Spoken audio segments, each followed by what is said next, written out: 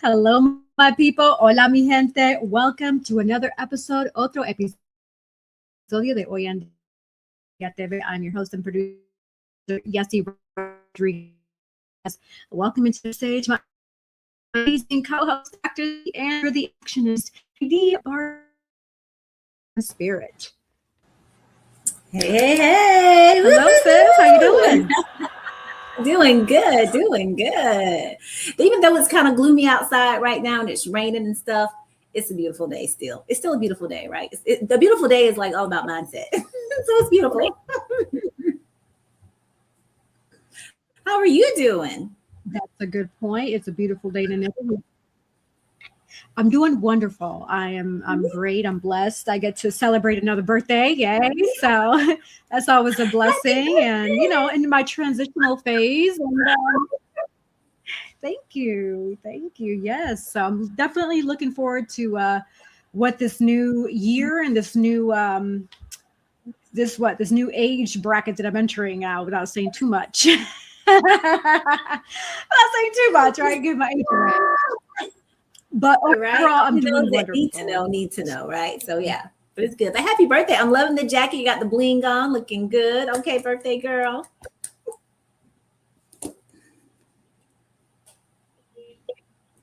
Thank you, thank you. And I apologize in advance. I think with the gloomy weather is causing some glitches on my end for technical glitches. So hopefully it doesn't look too bad on your end.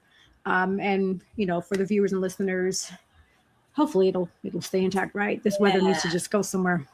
Even though, like we said, it's about mindset. But if it's starting to mess up our technology, then it needs to go somewhere else. Cool beans. Cool But beans. yeah, so tell me, how was your weekend since the last time I saw you? Anything fun that you did, or what you got going on? Yeah. The weekend's been really good. Just spending time with my baby boy and everything. You know, he's out. He does year-round school, so they get their break. So he's tracked out. So just trying to find fun things for him to do. We do a run club starting tomorrow. Ooh, the wind is very high out here tonight.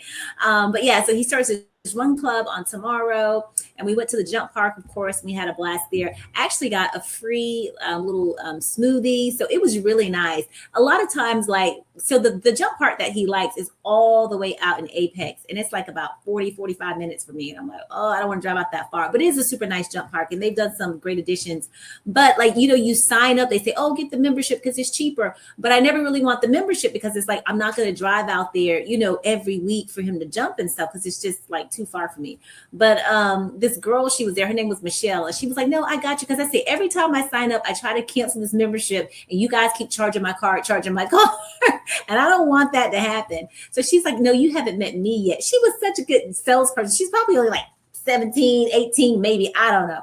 But so she got me hooked up. She gave us free socks. She gave us like the free little slushy. It was a good day. And then she made sure that my membership was canceled before I left. So I was like, yay. So shout out to Michelle. We thank you. We thank you. We thank you. What about your weekend?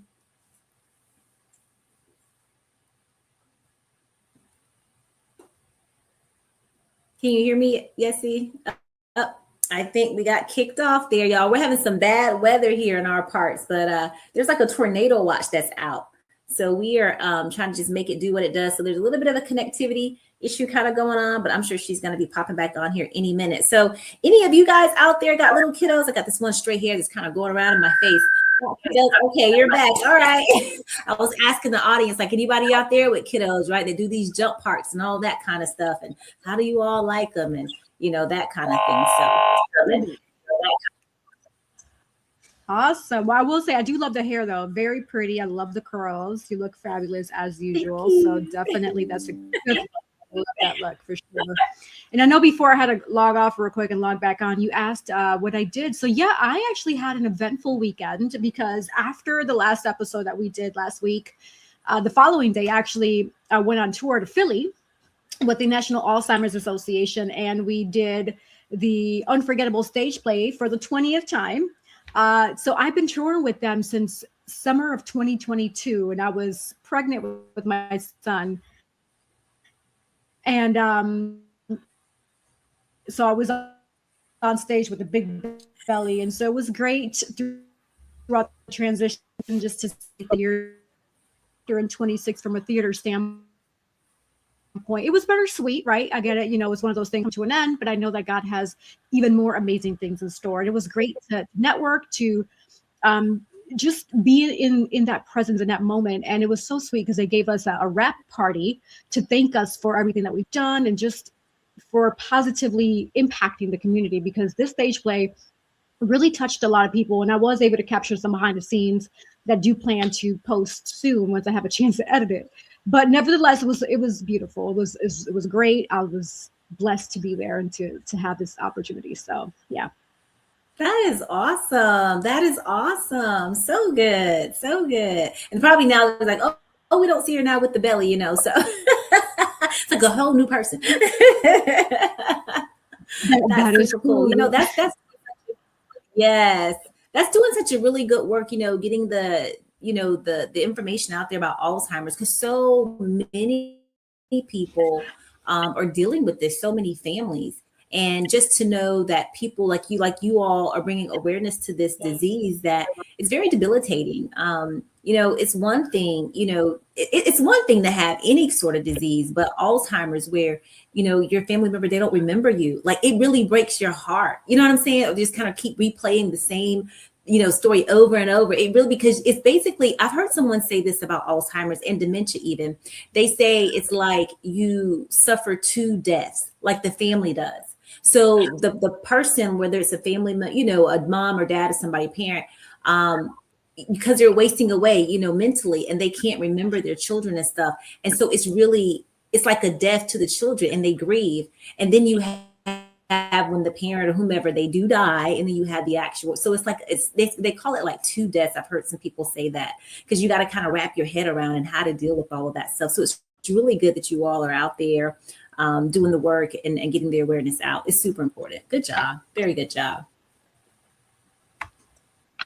I got this one straight hair that keeps like, it's like, ay.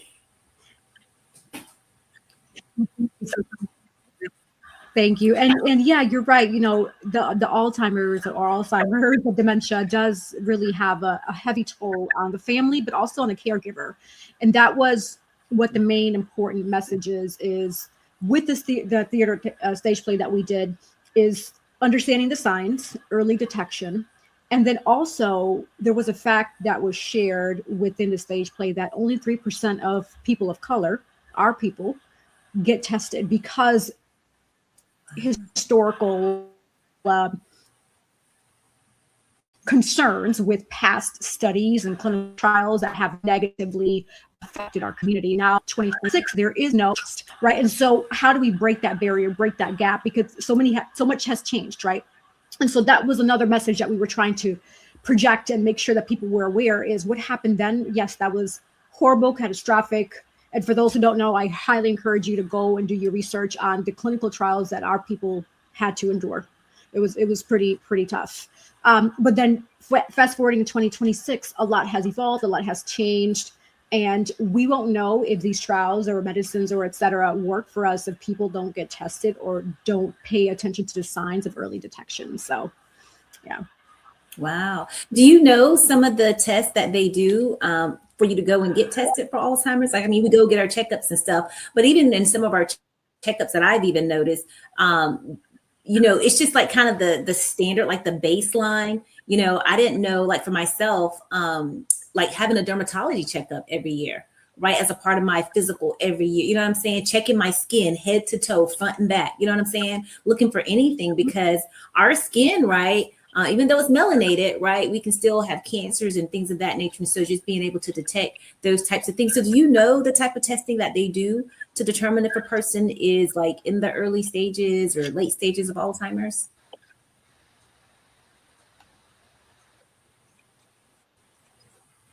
That's a great question. Now, I know a lot of it has to do with visiting your neurologist, so individuals who might be concerned. But the main keys that caregivers need to just pay attention to, the main traits, is if somebody forgets their keys, but not just once, right? It happens once or twice, but often. Or forgetting things that they loved to do at a certain time frame. Just their patterns change.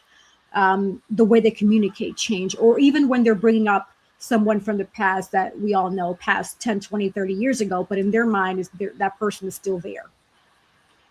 And they're saying, oh, so-and-so is in the kitchen. And we're looking like, no, there's nobody there, right? Those are key factors to really keep in mind, like, something's not right, right? So just paying attention to those main symptoms. But I did some research, and it does say early screening and cognitive tests. There's a MMSE called the Mini Mental State Examination that tests memory, attention, language, and orientation. The neurologist typically asks about 5 to 10 minutes worth of questions, but it can go longer depending on how the person's doing or if they have an inconclusive test, etc. We also have the Montreal Cognitive Assessment, which is more sensitive for early stage Alzheimer's and tests executive functions, recall, and focus. And then the Mini-Cog, which is simple 3-word recall and clock drawing test, which is interesting because I remember doing a clock drawing when I was a kid. So it's interesting that now they're correlating it to Alzheimer's and part of the research or test that they do for early detection. Also, medical eval and lab tests can also be done. So doctors rule out other causes that can mimic Alzheimer's by doing blood tests. And they're looking for vitamin B12 deficiency, thyroid issues, infections, electrolyte imbalances are just a few. Also, brain imaging, which is very important because the MRI, magnetic resonance imaging, detects brain shrinkage, especially with hippocampus, rules out tumors or strokes, and looking at pretty much how brain it should be compared to how it is. So it's really interesting. There's also the biomarker testing, which is the newest of them all. So it's a cerebrospinal fluid test done via spinal tap and measures amyloid. These are some interesting names. I'm trying to do my best to say them here. Amyloid beta and tau proteins. And there's a lot more that you all can look with regards to tests, but early warning signs to watch for is memory loss that disrupts daily life, difficulty planning or solving problems, confusion with time or place, trouble finding words or changes in your mood or personality. They say mild cognitive impairment, called MCI for short, which is early stage or not full dementia, right? Or probable Alzheimer's disease that's based on the symptoms and the test and the results that return. And also confirmed Alzheimer's, often after biomarker or imaging supports come back. And so pretty much the real talk here is early detection is key. It allows for treatment earlier. It helps with planning and support, opens access to clinical trials and newer therapies. And the clinical trials do vary. And just be mindful that you have to be open to it. Nobody's forcing you to do it or should be pressuring you. You should be open to do it. This is something, if God puts it in your heart to say, hey, I want to do this clinical trial, go for it, right? And caregiver support as well. That's very important. Similar to how there's that old saying, it takes a village to raise a child. Once we start aging and progressing, it does still take a village to even raise an elder, simply because now they have a lot of needs, similar to how the children are, right? Now they have doctor's appointments, or they may not be mobile to move around, or just different things that family support is definitely going to be needed. So, yeah. Absolutely. Thank you. That was great information, and definitely getting those checks. And I've had some neurology tests done. So it's probably because my TBIs that I've suffered, over the years, just being in the military, but doing some of those cognitive tests. And I tell everybody, I'd be like, I don't have Alzheimer's, but I got sometimes, because sometimes I remember and sometimes I do. Just like, what day is it? I don't know. You know what I'm saying? But yeah. But no, that's great. It's great that we do have some tools out there, some diagnostic tools to be able to test people and get in the know. I just want to, encourage everyone to go and get checked. You know what I'm saying? I don't know what the age range is, for people to go. But if you start doing, begin to see some mental decline in whomever, right? Go get checked. I believe it has so much to do with our food like a lot of these different diseases and things of that nature. And that's why exercise, y'all, eating right is preventative medicine. When you exercise, for us ladies and men too, right, it builds collagen. Do you know that? Like, it will build collagen. That's going to keep you looking young and spry and happy and all those things. So and it's important to, for anyone that has a spine, that's every human, right? We got bones, 206 in the body, right? So weight-bearing exercises, you know what I'm saying? Getting out, stretching, going out, walking around your neighborhood. It's all about prevention. Prevention is key. But a lot of people kind of sit on their little humps and they won't do anything. And then when the disease and the ailments begin to happen, then we want a quick fix, right? We want a magic pill, and it doesn't work that way. So as much stress and trauma that we put on our bodies from our day-to-day, from whether it's lifting furniture or pushing stuff or carrying babies on our hips, you know what I'm saying? All of these things you have to take into consideration to make sure that you're taking care of your body and that you are doing things properly, right? So prevention, exercise, and eating right is prevention, and that is key, and that will decrease a lot of these diseases, right, that we have. Mm-hmm. Yeah, that's awesome. I'm so glad you shared that, because I do agree with you. It says, before I share my thoughts about what you just expressed, for those who want more information about Alzheimer's awareness, visit the Alzheimer's Association at alz.org. There's a lot of helpful tool information. They have a 24/7 helpline at 1-800-272-3900. Also, they have local chapters. So if you or a loved one, you're concerned that maybe you all could be affected, whether it be you, a family member. To my understanding, there's no age. The main thing is early detection. And if you've seen symptoms and you're concerned and you're kind of like, go get checked. It doesn't hurt to get checked, right? The sooner, the better. And so that's my spiel on that. And then going back to what you were sharing about working out. Yes, you are right. Working out is definitely important. It helps us stay young, stay healthy, stay whole. And I do get it. A lot of people are like, hey, I'm so busy, I can't go to the gym. And that's okay, because I'm one of those. But guess what I do? I love some YouTube. So I have my two go-to. I go to Jalad, Bodies in Motion, Total Body Sculpt. Trust me, he will work you out. I did a workout like a couple times last week, and my whole body was sore for days. And I see the difference. And also Billy Blanks with Taibo and kickboxing. Ooh, those are my two go-tos. I highly recommend those. You're going to feel your body burn. And also, people can't always leave the house, because a lot of the work that I do outside of going to travel for like my theater productions or plays or filming, acting, modeling, etc., I have to stay in the house for other stuff, my business stuff, right? And so working out at home is key. I have a little treadmill that my honey for me for one of the holidays. I turn to YouTube, go under Jalad, Billy Blanks, and it also saves money in gym membership. And a person like me, I kind of have a phobia for the gym because there's a lot of smelly people. And I have a very low tolerance for like foul smells. Like my face starts to show it, right? And so it's one of those things where it's like, I have a hypersensitive nose where I smell things that I don't want to smell. And then I ask people like, hey, do you smell that? And they're like, no, I don't smell it. I'm like, oh, it's just me. Lovely. Okay. And so I say that to say that although I appreciate the gym for what it is, I'm one of those that I have to take the classes. I can't just go on the treadmill or do a bunch of stuff around. Like, people that don't smell the greatest. And I can't, right? People sweat. Please, people, if you're going to do that, if you're going to work out and sweat, it's okay. That's normal. That's human behavior. But put something fragrance that's going to help you smell better. I mean, you're right. You're right. There. You're right. The gym carries a lot of germs. And you know what I really like? I like the sauna. So I really love going to the sauna. I don't like, I would prefer to do my exercises at home. And what I think I'm going to invest in, I did invest in a personal trainer, and you don't have to have a gym membership with that. I did get a gym membership, but I don't know if I'm going to keep it. I do like the gym. But it's more convenient to do it at home for me. And really, you can just work out with your body weight. You know what I'm saying? But I am thinking about investing in a total gym, because one of my rooms in my home, we turned it into like a little mini gym.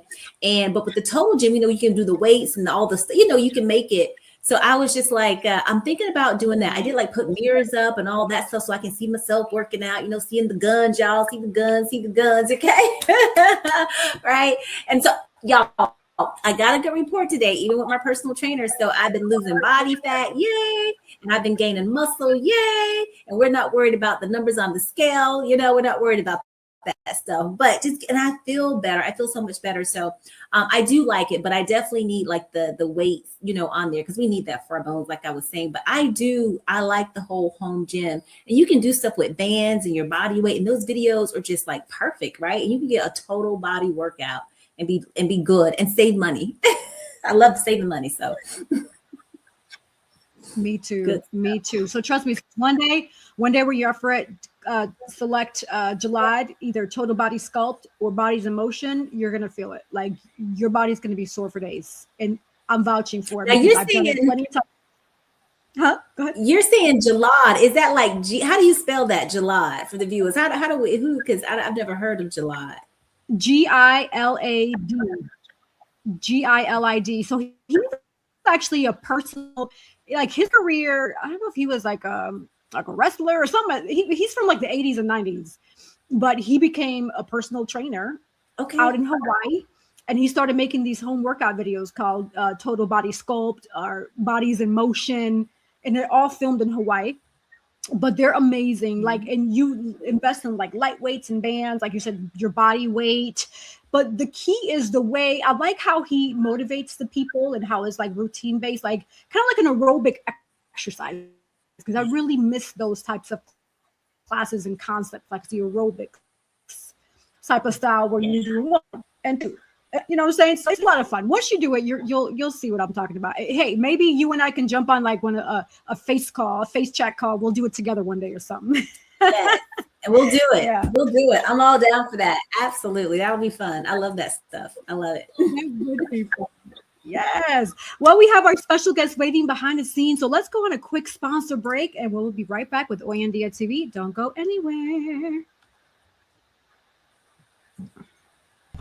A bold builder of people, purpose, and platforms, Girls with Gigs helps high performers and those desiring to achieve more shift mindsets and activate purpose. Whether it's career or leadership development, personal branding, or knowing your worth, in the job market, transformation has never been closer, because this is where purpose meets action and dreams become destiny. Book your free consultation today at www.girlswithgigs.com. Dream, explore, discover with Nadine's Travel Oasis. Your next adventure is just a booking away. From breathtaking beaches to vibrant cityscapes, we handle the details so you can make the memories. Luxury, leisure, or last-minute getaways, we've got you covered. Book today and let Nadine's Travel Oasis take you places. Are you looking for the perfect shirt for that special occasion? At Collective Custom Wear, we bring your vision to life. From weddings, family reunions, anniversaries, or casual outing with friends, express yourself with your unique style and leave a memorable mark. Order now. Our custom shirts are designed just for you. Yeah, shout out to our amazing sponsors. We have some more sponsor commercials coming down later on in the segment, so definitely stay tuned for that. But hey, like I always say, if you don't know your purpose, hit up my girl, Dr. CC, the Actionist, with Girls with Gigs and Inspired for Purpose. She will get you right. She will get you aligned. Yes. Travel that you have in a bucket list, right? You wanted to go to, let's say, Indonesia or Africa or wherever, Australia, I don't know. Reach out to Nadine's Travel Oasis. She will get you right. And also, if you have a birthday coming up like moi, right? I have my birthday this week here. Also, anniversary or a bridal party or whatever. Outing with friends. It doesn't matter. You need custom shirts, hit up Collective Custom Wear. Reach out to us. We got you and we will get you right. Good quality shirts. Look, this is one of the shirts from Collective Custom Wear. Cece's wearing one of the shirts from Collective Custom Wear. Custom to the Oyan. And hey, I mean, Cece got some for her Inspire for Purpose brand, right? So yes, reach out to these sponsors. They will get you right. All right. So Cece, invite our guests in whenever you are ready. The spotlight is on you. to read our guest. Absolutely, absolutely. I am so excited to introduce our next guest. I actually met this young lady in a class, in a business plan class, and she was totally amazing, just a breath of fresh air. And so, I want to introduce to you all Watricia Shuler. She's a financial well-being coach with a background in entrepreneurship, financial management, and education. She's a native of Garner, North Carolina, and she brings over 11 years of knowledge and experience in owning and operating a small business, which is actually called the artist block, right? We're going to talk about that, okay? It's going to be so good. All right. Furthermore, she's a community oriented with a passion for economic development and financial literacy, serving over 13 years as a college professor, y'all. She was like in the whole cinema and television arts. That's what she did as a professor. I couldn't believe it. She like totally rocked my world. She's down with like hip hop and rap and all the stuff. It was amazing. She literally brought that into our financial class, and it just really brought it to life. Everybody loved it, right? So she did that. So she, college professor for 13 years. Her life mission is to empower individuals through education and providing access to tools and resources. So without further ado, let's welcome Watricia. Woo, woo, woo. Yes, thank you. Hi, thank you for having me. There she is. Absolutely. Yes. Absolutely. We are so happy to have you here. So glad you were able to make time to be on the show. Totally want to talk about everything that you've done. I was sharing with the audience, just a little bit about what you've done. You're very well diverse in so many things. And so we are going to get into that. But before we do, Yessie, let's turn it over to you to ask that number one. You know what I'm saying? You know what I'm talking about. Go for it. Of course, yeah. So thank you and welcome to Hoy en Dia TV. We are truly thrilled and excited to have you here as our guest. And the $1 million intro question that I usually like to ask is, in a nutshell, who do you say you are? I am a mother. I'm an aunt. I'm an entrepreneur. I am a educator. I am God's child. And I am a person that's come here to do my thing. You know what I mean? The way I do it. I love that. Cece, go ahead. You could start with the questions. Yeah, so let's make it happen. So I met you, here in NC, North Kakalaki, right? And she was doing her thing. It was in a, like I said, it was a business workshop, and where with the company that she works with, they partner, and it's to teach, entrepreneurs, right, about how to create these business plans, because it's more than just about, like she said in class, like going to the bank and be like, I need some money. You know what I'm saying? I need $100,000. And like, well, for what? To start my business? Well, and you don't have anything outside of that, like what are your projections and all of these things, and people are like, no, I just give me the money, and it doesn't work like that. Right? So no, she had an experience with someone like that, and it was too funny, but we see it like oh so often, right? And so in the financial class that we had, making our business plan, we literally had, everybody had to, because you had to do that. That was a requirement to graduate. I love that part, right? Because it helps you stay on track, and it helps you walk away from the class having something done. That's what I'm about. So you have to be actions, right? Let's make it happen. Let's get it done. So we were able to do that. I just love though how you were able to bring in your being a professor, right? This collegiate professor. And you brought that into the classroom, but you brought it in with the areas of the cinematography, right? Television, all the arts that you did. I want you just to share a little bit about that. Tell us, one, how you got into the field of becoming this professor, right? Teaching these college kids in this field, and then how you now kind of transition into finance, because it's a little different, right? And then also being a business owner. That was a lot. Okay. That was a lot. Yes, it's all good. It's all good. So with the professor in particular, so how I got into that, it's a very interesting story. So 2008, I was living in DC at the time, and I hadn't gone to grad school yet, but my roommate that I was there with, who's also my best friend, she was just finishing up grad school. So we decided that we were superstars, and we moved to New York. And again, it was 2008. So this is when the recession hit, right? So we didn't really have a plan of action to superstardom when we did it, but hey, we were going to do it anyway. Long story short, we couldn't find jobs because it was a recession. We ended up renting a room, and we started running out of money, and we ended up basically sleeping in my car during that time. And we were sleeping in the car in Secaucus, New Jersey. I woke up one morning and the license plate in the car in front of me said Georgia. So I told her, that's a sign, we got to go to Georgia. She said, okay. And I was 23, or no, I was 24 at the time. So that also plays a part in it too. Anyway, we drove to Georgia. It was a billboard. We got a hotel. It was a billboard beside the hotel that said, go to school to get your master's and your doctorate. And I told her, that's a sign. I need to go to school and get my master's because obviously I don't know what I'm doing and I need some help. And so that's what inspired me to actually go to grad school and get my master's and become a teacher. Because I said earlier, God's child.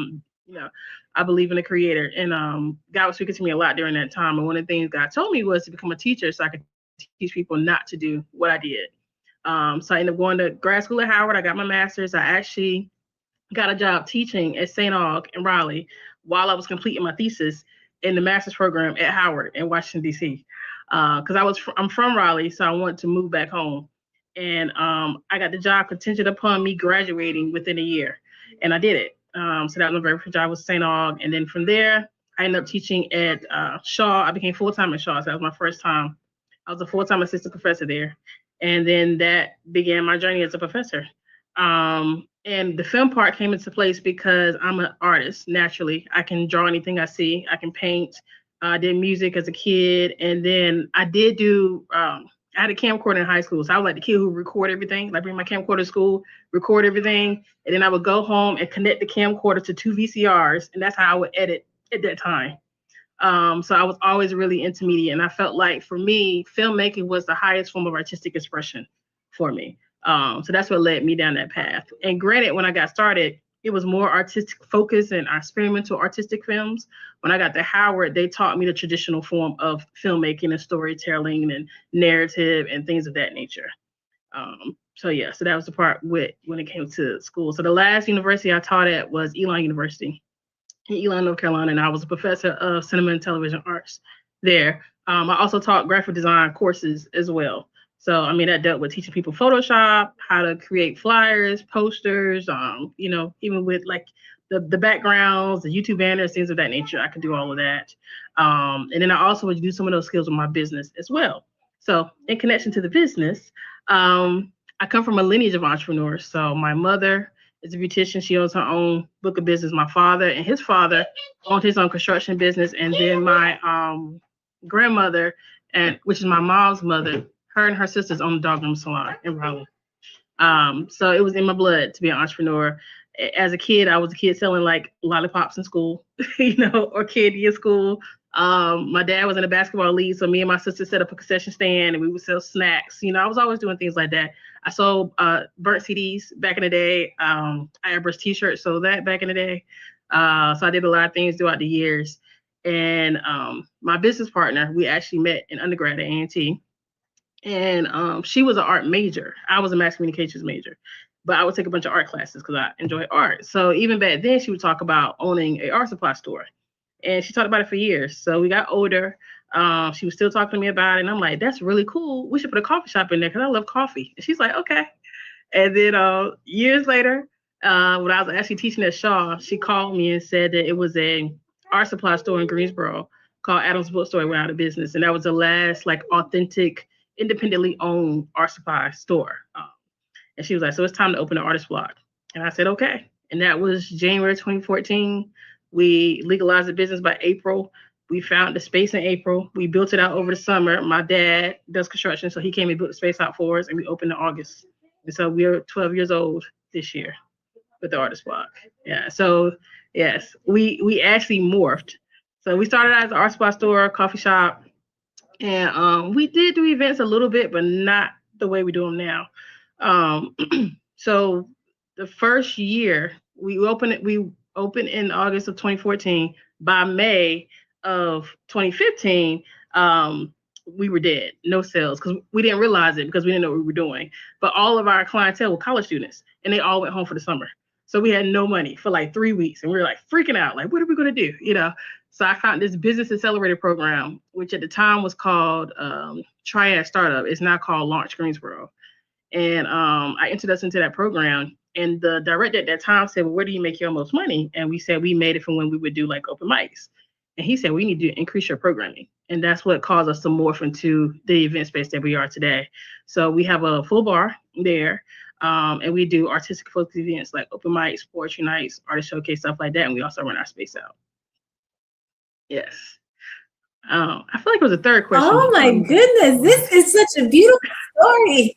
I didn't know all that, but oh my goodness, I am like mind blown. That is so awesome. So do you guys still sell like coffee in the shop too? Like coffee by day, No. Alcohol by night? Like no, we just No more alcohol. That coffee. used to be our motto, actually. Coffee by day, alcohol by night. That used to be our motto. But our clientele didn't drink coffee. So they didn't come to us for that. They enjoyed the liquor. So we just focused on that. Wow. Oh my goodness. Man, you guys were so brave to just be like, hey, we're going to go to the Big Apple and we're going to just make it happen. And then, it didn't quite happen, but it did kind of, it was like the precipice for things to begin to happen. And so for you just to walk out your life in that manner, in such faith, just to see a license plate and then like a billboard, you know what I'm saying? And just be like, it's a sign. And then you just followed and God has blessed and you have had just such a diverse, experience, with the education and even now doing like the finance and stuff like that. Cause I so enjoyed your class. Like it was really awesome. It was good. You made everybody laugh. I felt like one big family in there, honestly. Like the people really opened up, they shared and stuff like that. It was always a good time in there. So I commend you on that. And so you say the artist block is located in Greensboro. That's where it's located. Yes, it's in Greensboro. Yep. Greensboro, North Carolina. Yeah. And so I was going to ask, because I remember the third question was, how did I get into finance? So yes. Yes. So I would say, so what happened with that was I got pregnant in 2022 and I had a baby in January 2023. So I was on maternity leave from teaching. And I had already been feeling like the entrepreneurial passion getting stronger and stronger and stronger within me. And I found myself during that time, I started watching CNBC a lot. I'm reading all these business books. I'm studying stocks and I'm doing all these things, but I'm not studying video production and graphic design, which is what I was supposed to be studying. That's what I was teaching. So I was like, I really want to do what I want to do. I don't want to continue in this path of like, I have the ability to do it, but just because I can do it doesn't mean I should do it. And actually, a person who I met during that time told me that. So we had a meeting and I was like, yeah, I'm doing this, I'm doing that. I also started flipping mobile homes in 2021. So I had my own independent business because I have business partners with the Artist Block. And I'm telling her all these things. And she was like, that's great. It just sounds like you have the Midas touch. Whatever you do turns to gold. But just because you should do it, just because you can do it doesn't mean that you should do it. So you need to figure out what it is that you actually really want to do, what you actually really have a passion for. And that also inspired me as well. So I love business. I love finance. Being able to be in that space at all times, that was a part of me transitioning to a position like Operation Hope, because I wanted to have that mindset at all times. I wanted to be able to study it and not feel guilty that I'm studying it all day in a way that I used to feel, because I was supposed to be, again, studying video production and graphic design. So that's what inspired me to transition over to this position. And I think that Operation Hope for me was the perfect blend, because I can bring my gift of education to it, also my love and passion for business and finance into it. Even the days that I was talking to you all about the cinema production and different things, like we did a whole class with marketing about shot sizes and angles and color theory and all this type of stuff, because those things are still relevant within business.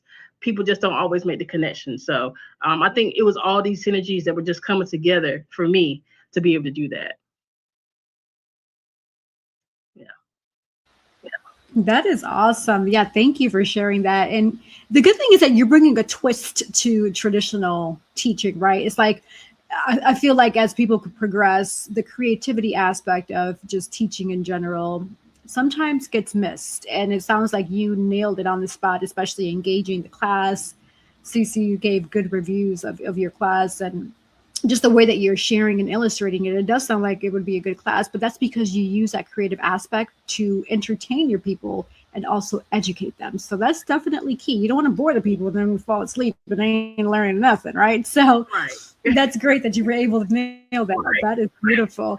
And so the financial aspect of it, so how did you, because I was following like your timeline with how, what you did in 2008 to now, but how did you jump into the whole financial part of it? Like, tell me more about that. I'm curious to know more about how that came to play. Yeah, so over the summer, well, I had made up in my mind when I went back to work after maternity leave. I already knew in my mind that I wanted to do business and finance. At first, I was thinking I'm just going to teach it. Like I'm just going to go to the business department and teach in the business department. That's what I was thinking in my head. But I would just started like looking up jobs and things like that, and I ran across a video of John Hope Bryant, who is the founder of Operation Hope. He was on the Breakfast Club, and I'm like, this is really cool. It's a Black guy that's talking about finance, and he's just very like, straight shot, no chaser, and giving that information. I had never seen anybody talk about it in that way before. And so I started researching Operation Hope. I brought his book and read his book, which is also really good. And then I looked online and they were hiring. I'm like, oh, that is so interesting. And they're hiring in Raleigh because I was living in Greensboro at the time. And I wanted to move back to Raleigh because I had that baby and parenting is a real thing. And I needed help with that baby, my family's in Raleigh. So I was like, oh, this is great. So I actually applied for that position, and I applied for another position with an organization called the Small Business Development and Technology Center to be a business coach with them as well. And I had the interviews for both of them in the same week, actually. They both liked me. They both invited me back to a second interview, but I had Operation Hope's second interview first. And they liked me, and like 2 days later, they offered me the position. So I had to make up my mind if I wanted to stay in Greensboro and get the other position, because I already felt like they were going to give it to me too, or go to Raleigh. And I just made that decision to go to Raleigh. So I think the fact that I had already been studying all those things on my own, because they were asking me questions during the interview, like, what do you know about credit? And what do you know about the credit score? And, how do you know about budgeting? All these things, because I have been studying myself, I knew how to answer those questions, even though I didn't go to school for it. Plus, with the Artist Block, I'm the CFO of the Artist Block. So I was always handling the money anyway. That was my thing. So all of that played a part into it as well. So, yeah, I'm the CFO and the COO of the Artist Block. And ironically, I didn't even realize I was going into the field of finance. I don't know what I thought I was doing, but when I got the job, I got invited to a panel, and a guy was like, wow, that's such a big shift. You jumped into the industry of finance. And I was like, you're right. It didn't even occur to me. That's what I jumped into. So, but yes, now I'm very much so aware that I did that,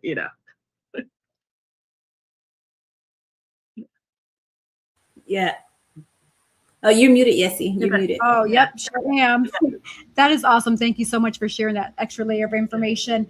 So with real life financial education, I feel like there's a big gap with people where they struggle, right? And that I feel like the struggle comes from not really being properly educated when they're growing up, whether it be in school or maybe their own parents just didn't get the proper education. So now the parents can't pour into the children because they don't know that either, right? So it's kind of like a generational curse for most families, not all, but most, right?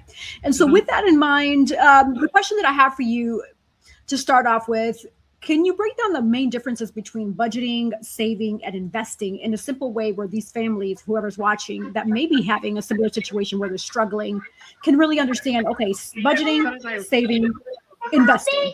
I got him. Yes. That was my son. So anyway, budgeting, saving, investing. Budgeting is being aware of how much money you have coming in and how much money you have going out. And why that's important is because you need to know whether or not you can afford the lifestyle that you're currently living. And if you can't afford the lifestyle that you're currently living, it's all good. We just need to figure out what you need to do in order to bring in the amount of income that you need to afford the lifestyle that you're currently living. Of course, people always talk about reducing what you have going on, which I'm an advocate of that too, but I'm also an advocate of living your best life. So if I tell people all the time, when you're creating a budget, write out everything that you do, everything that you want to do, and then let's figure out how to get you the money that you need to live that lifestyle. The other thing is with savings is just being prepared for a rainy day. You never know what's going to happen. Life is funny and short, and tires are expensive. Like, you don't think about that as a kid, but tires are expensive. You know what I mean? Like, and then if you got 2 tires, you might as well go ahead and get 4, and that's really expensive. So, you have to be prepared for stuff like that. Also, I find that when you save, you're creating some type of financial goal, and having that goal helps you stay on track with what you have going on. So, and I tell people, do a small goal and then a large goal. The small goal could be to save $5 a month, right? $5 a month is $60 more at the end of the year than you had at the beginning of the year. The large goal could be saving for a new car, or saving for a vacation, or saving for a house, a down payment on a house, right? But when you're achieving those little goals, it helps you be encouraged as you move on that journey. Because when you get into your finances, that's like very personal. Like you feel naked to a certain degree. You have to talk about your finances, right? So being used to that and building that muscle when it comes to that, right? Investing is the game. The real game is investing, right? Because I didn't grow up with financial literacy either. My parents didn't teach me that. They told me to go work and save. That's as far as the conversation went, you know. But really, you need to be working, saving, and investing, so that when you're older, you don't have to continue to work for the rest of your life, especially with this particular economy. And the goal is to use your money to buy money, use your money to make money. So use your money to buy assets, right? That's what investing is. Because I tell people too, you do the hokey pokey, you turn yourself around, and it's time for retirement. And you missed it because you were so young, you was living your best life. And I dig it. I get it. I enjoy a good time as well. But we got to be prepared for when we get older and what that lifestyle looks like when you're older, because you're older, you're going to be tired. You ain't going to want to do all that anymore. So, yeah. Yeah, you're right. Thank you for that. Thank you for that quick education there. And I have some more questions coming down the line after Cece asks hers. But you know what's interesting about this whole tire thing that you just mentioned? Yeah. With a person like me, just a quick fun fact about me, when I have a little extra, I actually invest in tires and put them in my garage. I don't know if anybody else does that, but that's because of that reason, because I do know how expensive they are.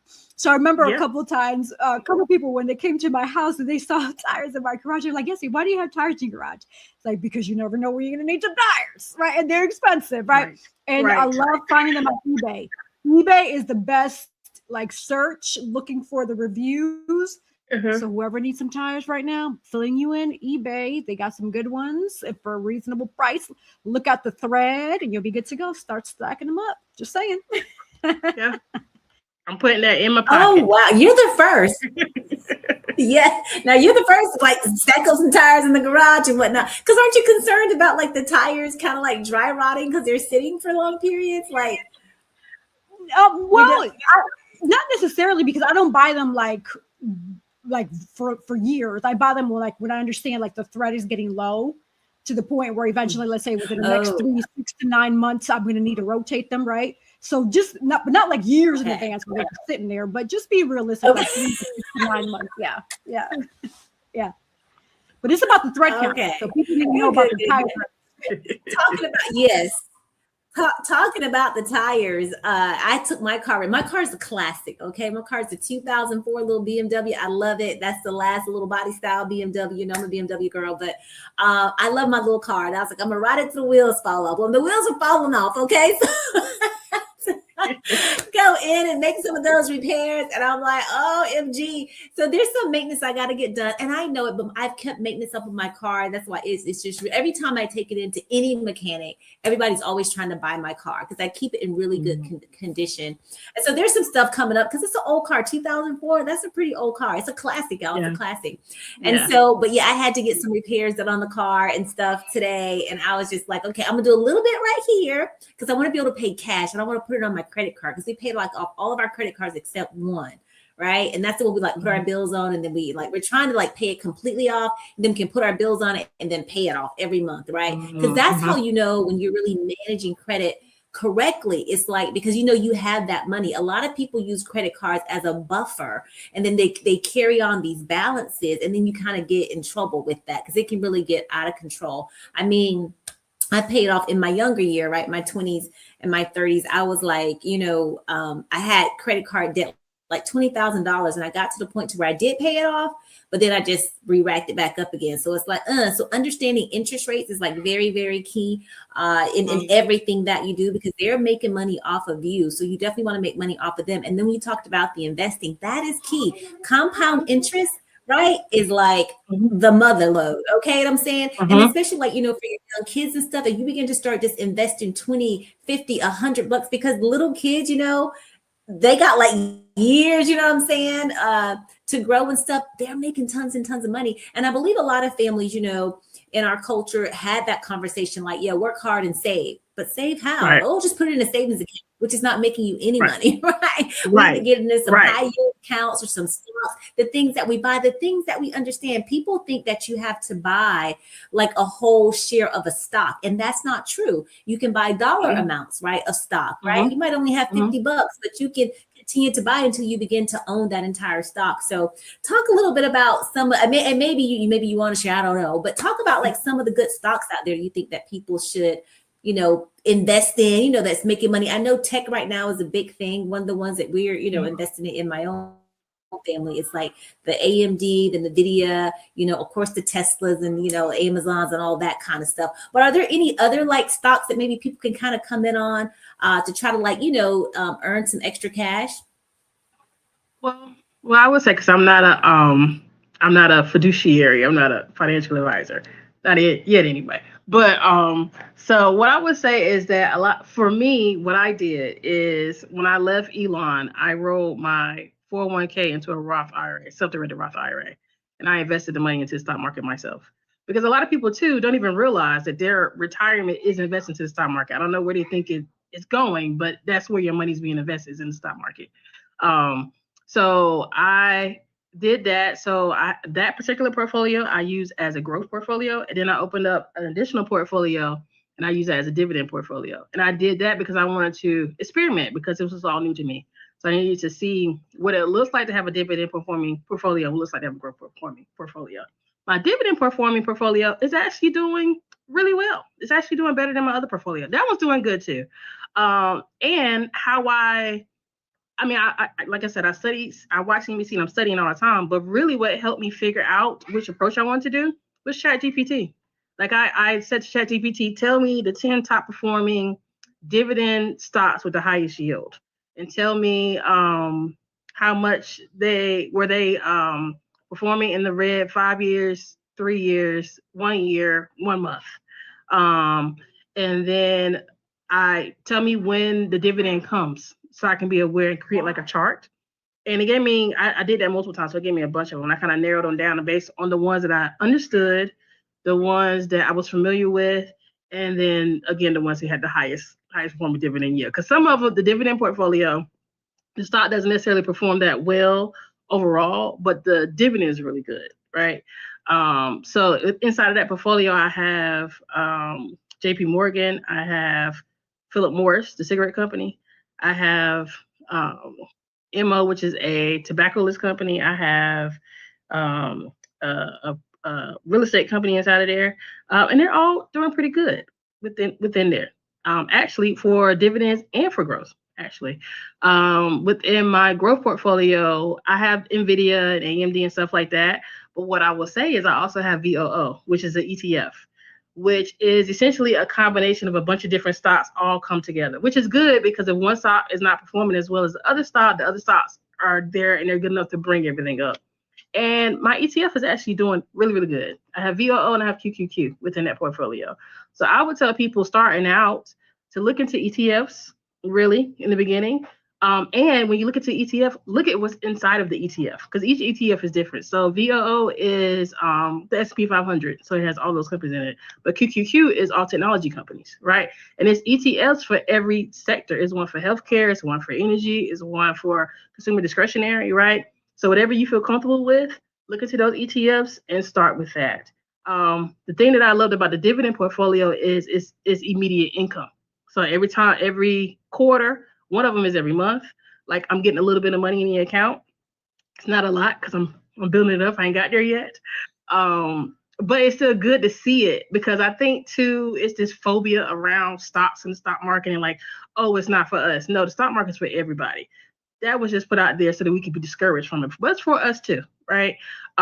So seeing the dividends and seeing me getting that income every month, it's like, oh, it really works. Like I'm actually getting a little money from it. So I think it's encouraging when you have like a dividend performing stock. So yeah, I would say that. And just to throw it out there too, because I'm not teaching stocks. Absolutely. Yeah, but it's a guy named Wall Street Trapper. I love Wall Street Trapper. He teaches stocks online. And who else do I like? It's a woman named Terry. I forgot her last name, but she does really well with teaching too. So I always tell people to find people online and look at their stuff. And everybody ain't true, so you do need to do some research on them. But find people online and start, researching that, understanding that, so you can get into that. 'Cause that, again, that's part of the investment. That's the game. That's how these people are really making money. It's real estate, it's stocks, and it's businesses. That's where people are making money. Yeah.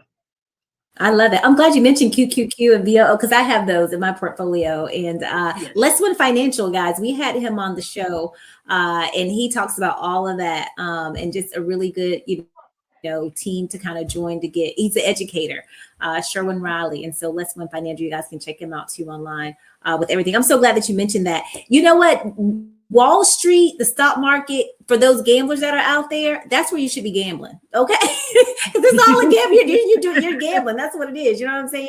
So if you like the gambling, instead of going to the casinos and stuff, start putting your money in the stock market and start playing that, because then you can make, some money. Those are people out there buying all these lottery tickets, hundreds and thousands of dollars. They're buying all these lottery tickets every week. Put your money in the stock, gamble that way, right? You'll have a better return on investment versus that lottery ticket that you're hoping that you're going to win. Right. Fantastic. All right. Go back. Yeah, absolutely. Wow, that's a lot of great knowledge, food for thought. So thank you for sharing that amazing information.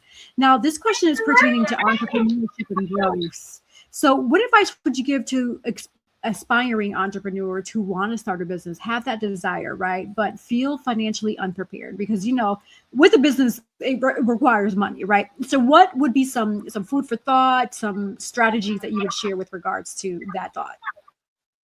What I would say is in the beginning, and we actually had a slide about this in class, it's a large percentage. I want to say 78% of small businesses that are started are bootstrapped, meaning that they're self-financed. You have to find the money yourself.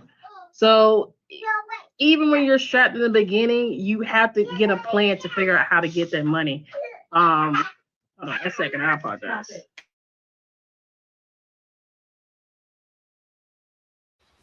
Wow, what amazing information. While she comes back. Oh, she's back. Okay, yes, great. I'm back. Okay. Yes, I apologize. So what I would say is, if you want to be an entrepreneur, then do it. Like Nike, just do it, right? I think a lot of times people get analysis paralysis, and they like study, and they're not necessarily making a move. But it's just like, you want to sell cakes? Hey, bake a cake and go sell it.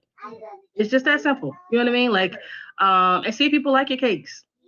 They may not like your cakes. You like your cakes, but the people may not like your cakes. You don't know that. You know what I mean? So yeah, just do it. See if it works and see if you like it. That's another thing. Entrepreneurship is not for everybody, and that's okay too. You know what I'm saying? Like, because entrepreneurship is a daily grind. It takes time to build it up where it's consistently like an investment for you. So a lot of times people think in their head, oh, I'm gonna start a business and I'm just gonna be rich, in a week from the business. Like, no, it doesn't work like that either.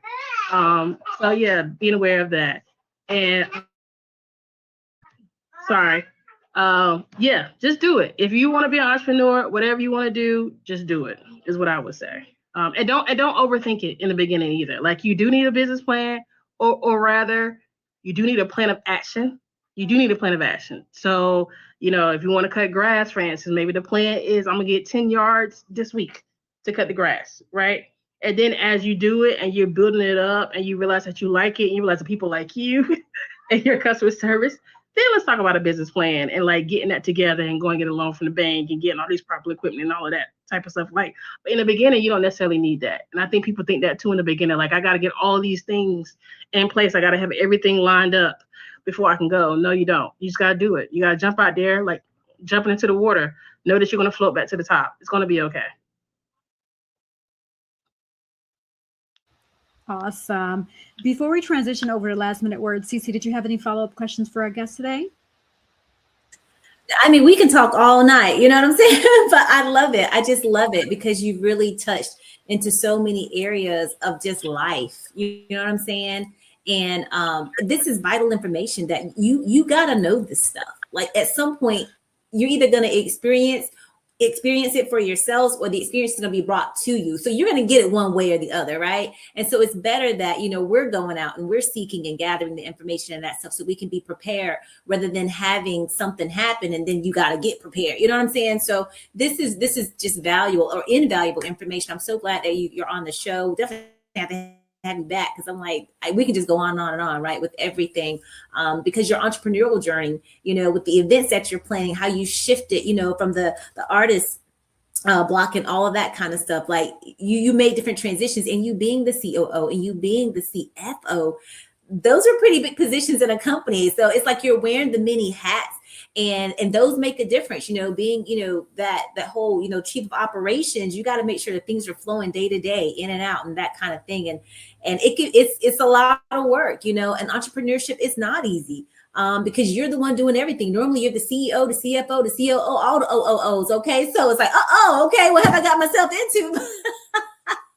You got to make it happen. So I just want to just commend you on the amazing work that you're doing. I love the work with you and Operation Hope. You guys are out in the community, making sure that you're bringing this stuff to people that typically may not have access, and the courses, they were free, y'all. They were free at NC Works. There's one in the city near you. Every state has these, we call it NC Works here in North Carolina, but every state has an employment center for their state that's normally completely free. And you can go in there and you can get access to computers and classes like the class that I took, and so many great things. And even like when we took the course with the Operation Hope, they negotiate with other companies. And so Shopify was a company that we could go and get like a free, not free, but it's basically free, because it was like $6 for 6 months. So like $1 a month, right? And get an online store if you want to go into e-commerce and stuff like that.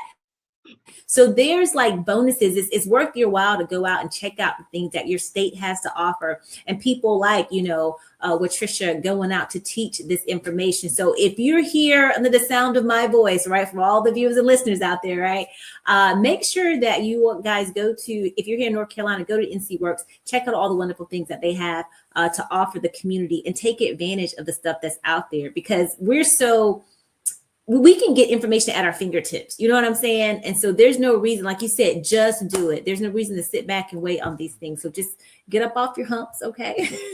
my hump. Okay, for you, right? But that's all right. We gonna get up off our humps, and we're gonna make it happen. But it has been a pleasure having you here. And so we definitely gotta have her back, Yessie. I love it. Oh, yes, absolutely. I echo Cece's words. We definitely have to have you back for sure. We can talk for a long time, because there's still so many questions that I have. And I know, looking at Cece, I've been working and being around her for long enough, I know she has a ton of questions too. But because we are quickly approaching the end of the segment, we have to pivot over to our last minute word. And so how this pretty much looks like is an opportunity for you to remind people who you are, where they can find you, follow you, if they want to reach out to you to work with you, sign up to, to take one of your classes, anything. If you have let's say, for example, a quote that you want to share, inspirational words, that's pretty much what this portion of the segment is about. And so to get a feel for how that looks, I'm going to have Cece start us off. I'll have you go second, and then I'll close out with the last minute words. Okay. Okay, fantastic. So yeah, hey, I'm your girl, Deandra the Actions with Inspire for Purpose and Girls with Gig. You can find me at www.inspireforpurpose or girlswithgigs.com. A personal professional development coach. So if you want to get something done, I'm your girl. My motto is to put it into action, because there's no time to wait. So as always, as I love to say, love and light and inspire for purpose. Okay. So I'm Watricia Shuler. I am a financial well-being coach with Operation Hope, which is a nonprofit that teaches financial literacy and economic empowerment. What the financial well-being coach entails is I'm a credit money management coach, a small business coach. So with the credit money management piece, I help people build credit, reduce debt, create budgeting, create savings, things of that nature. With the business, I help people start, grow, and scale small businesses. I do one-on-one coaching, and then I also teach workshops about them within the community. And all of our services are free. So feel free to email me at my name, watricia.shuler@operationhope.org.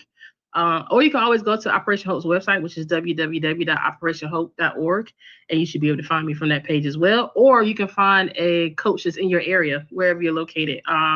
We're a national organization. Our headquarters is in Atlanta, but we have coaches all over the United States. So we'll be able to help you in any capacity when it comes to that. And what I will say too is that, I mentioned earlier that I didn't get the financial literacy education as a kid, and a lot of people that I run into didn't get that information either. And even within the business, even within the world of business, what I've come to realize is that a lot of people who started businesses back in the day, like in particular my grandfather, he didn't do it out of a passion like me. He did it out of survival. That's all he could do, to make money to feed his family. So a lot of times the people who had those businesses in the past, they weren't thinking to build it up and make it these multi-million-dollar companies that we see online. They were just thinking to be able to have this nice business that can feed their family and stuff like that. So as you're beginning your journey of financial literacy, financial empowerment, or you're beginning your journey of entrepreneurship, give yourself grace on this journey. You don't know what you don't know. And the people who came before us gave us the best they could. They did the best they knew how. They told us what they knew. So you have to give them grace too within that journey. This is a daily commitment. You'll have good days and you have not so good days on this journey. But if you have a not so good day, it's all good. Go sit by the lake, have a word with God, get your thoughts together. Tomorrow when you wake up, recommit yourself back to the journey. Every day you're recommitting yourself back to the journey. So that's what I would say. Wow, beautiful words. Thank you, thank you, thank you. Before I say what I have to say, we actually have a few more sponsors to spotlight, so don't go anywhere. Hoy en Dia TV will be right back. Sponsored by Divine Beauty and Accessories.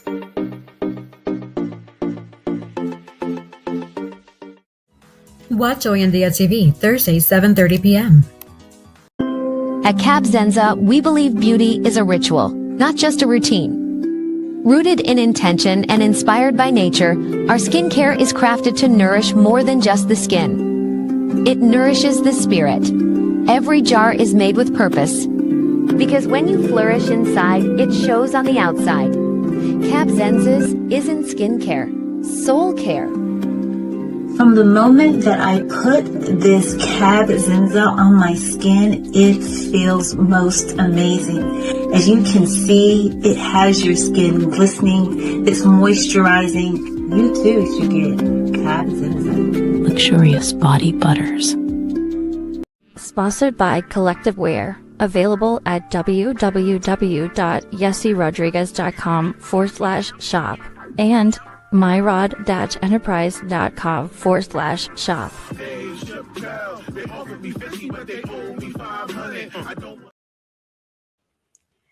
Yes, thank you. Thank you to our sponsors. We really appreciate you. For those who want to be a sponsor on Hoy en Dia or even be a guest on Hoy en Dia TV, simply email hoyendiatv@gmail.com. I just want to say thank you all to the viewers and listeners, and also to thank you, God, for allowing me to see another beautiful year. I'm here, I'm alive, I'm well, I'm healthy, I'm whole, and I am grateful for all the blessings and what's to come, right? Because there's so much more to come. So in honor of my birthday too, thank you.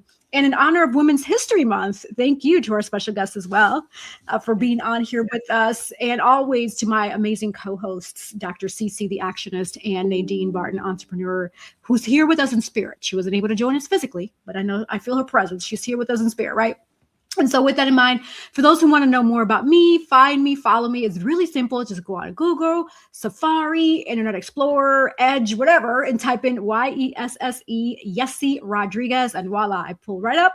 You can find a little bit about me, find my website, social medias, etc. So, and also, I do also offer one-on-one coaching. So if you want to get more serious with your acting modeling, reach out to me through the website, yessierodriguez.com. There is an inquiry form, or you can just reach out to me via email, yessie@yessie.com. That's because we got a lot going on. There's so much more in store in 2026. So thank you all for another beautiful segment of